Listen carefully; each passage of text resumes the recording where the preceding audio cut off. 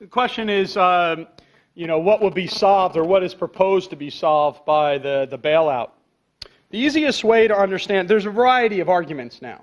As happens in politics in general, they originally had a bill that said one thing, and then in order to get it passed, they had to tie in a whole bunch of other things. So that's in fact where the CEO pay and all the other stuff got involved. But the kernel of the fundamental argument is, I would put it this way, is what they want to do is they want to purchase up the bad assets that are in these investment houses and take them off their books. Then that would make these investment banks appear more profitable than they are at the moment. And therefore, they will then free up their liquidity to lend. Okay, now it's connected a lot with accounting practices, this mark-to-market practice of accounting, which came as a result of the Enron scandal, and therefore then the Sarbanes-Oxley, which told the firms corporations how they had to do their accounting, which is in some sense not for long-term accounting but short-term recording. Is that right? So so let's say I buy an asset today right now, but I'm not going to have it pay off for me until 20 years from now. If I have to report on it right now, it might appear that I'm more insolvent than I actually am, because I'm actually holding on to the asset over the long period of time. And so, but if you force me to report it now, I might appear to be in a less financially stable position than what might actually be the case.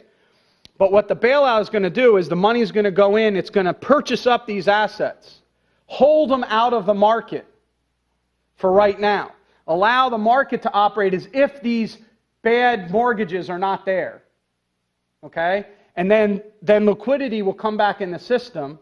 The system will stabilize, start to grow again, and at that point then, the government will be able to sell the assets, and in some cases they think we'll make a profit on it. So the one thing they want to tell you is, we're actually going to make money on this. Yeah. But and so that's, the idea is to pull out, and the language you hear a lot of time is toxic assets, and we're going to pull the toxic assets out, and then allow the trading to take place without the assets there.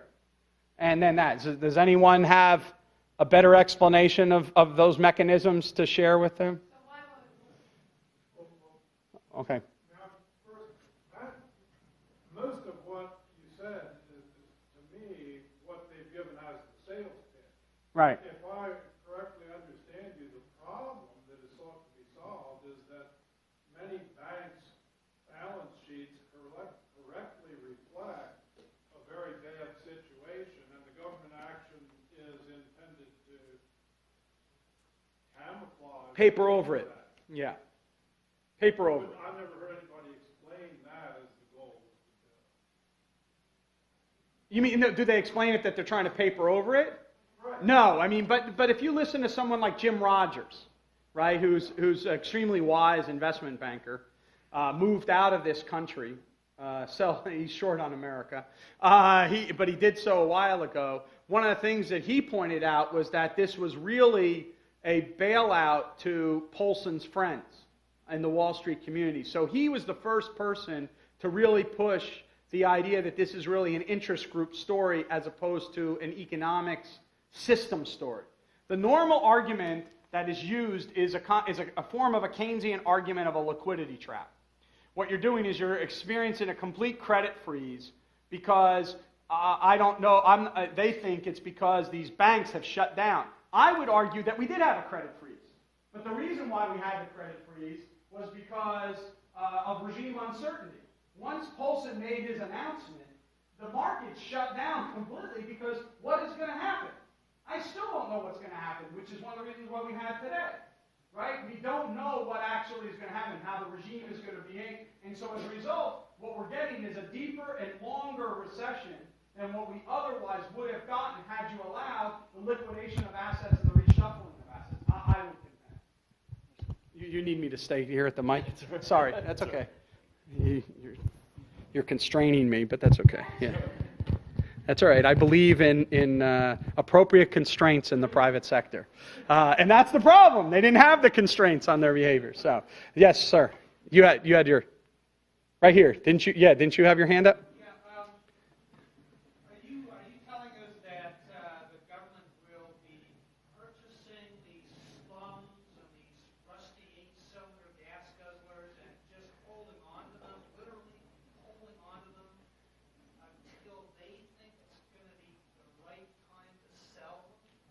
I don't know the exact mechanism, but the idea is that homes are in foreclosure and things like that, that they would buy them up, right, and then hold them and then resell them when the real estate market stabilized. Yes. Who's going to look after all this property? Well, The landlord and the maintenance man for all these. yeah. Mr. Mosman's boss. Right? Mr. Mosman's boss. And, you know, and we have a new administration coming in, and, you know, who knows what's going to go on with that. Under the Hoover administration, they had the Reconstruction Finance Corporation, which was a similar kind of thing, attempt to do. This is why I think it's a mistake to say Hoover did nothing. Hoover did a lot of things, and you know, we're gonna have to see how it works. The problem is that as they said today, they are going to have to pick winners and losers, because they are going to have to let some firms, like the Lehman Brothers, go out. Right? They can't save everyone. So it's a triage situation. And now they're going to be the ones doing it, not market forces doing it. Part of the liquidation thesis is that you want markets to solve questions rather than planners to solve those questions. Do you have a question? Yep. I was wondering why wouldn't the bailout work? In what way? What? Putting injecting liquidity into the markets, why wouldn't that solve it by freeing up financial? Well, it does free up.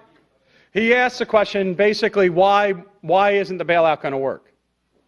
All right, and my response back about why the bailout's not going to work is the bailout is going to do something. Okay? But what it's going to do is it's going to, here's just let me try to give you a metaphor, and then I'll try to explain what I think the relationship of that is to the economic situation. So, right now what you have in the credit market is an 18-car pileup. Okay? And so right now, Highway 95, no one can go either north or south. And someone has to go and clean the pile up. And also, while we're cleaning up the pile up, right, we set on detours. The question is whether or not the detours will take us on a path that will get us back on 95, or whether they'll take us on a path which drive us off a cliff.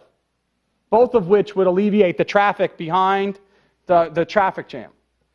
Those who would make the argument similar to what you're making are saying that all we're going to do is we're going to go around it and then get back on. And it's all going to go. People like me, right, are making the argument that you're going to go on a detour and they're sending you off in a misdirection. They're going to go off a cliff, or at least not get on your site. You're trying to go to Rehoboth Beach, and you'll end up in Alexandria, Virginia. Right? You're all the way in Annapolis, and they take you on a detour, and you're like, whoop, I'm back on Route 1. Right? And you're like, how did this happen? I'm not getting to my destination. Now, why would I make the argument that I make, all right, versus the argument that's being made by others? Because I think in the process of giving the bailout, the incentives that are being generated and the information that people are using is the wrong incentives and it's perverse incentives, right? People made mistakes, and now they're not having to pay for their imprudent past decisions. Okay? And so if you don't make people penalized for their imprudent decisions, they continue to make imprudent decisions. Right? And the information about what are the alternative uses of resources aren't being communicated effectively. And if that's not the case, then I'm not going to allocate resources in their more effective uses. So that's why I think the detour signs are going to steer us in a direction not easily around the traffic and back on. As an economist, qua economist, if I truly believed that this would just be a detour, get us around and back on the highway, I wouldn't have an objection as an economist. I might as a citizen, and the idea of, is this your money to give? Right? Is this the right thing to do in terms of individual responsibility? These kind of questions. But I'm just thinking of it purely on the utilitarian grounds of economics.